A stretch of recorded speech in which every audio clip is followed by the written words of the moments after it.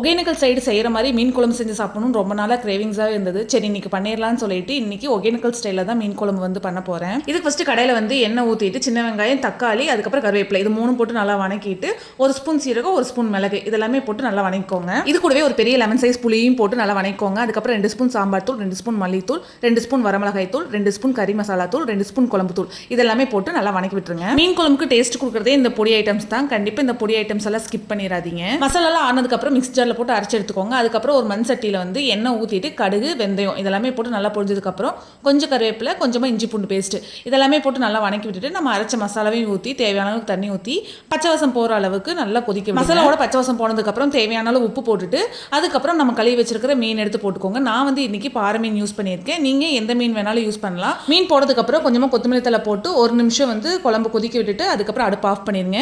அவ்வளோதான், ஒகேனக்கல் ஸ்டைலில் மீன் குழம்பு வந்து சூப்பராக ரெடி ஆயிடுச்சு.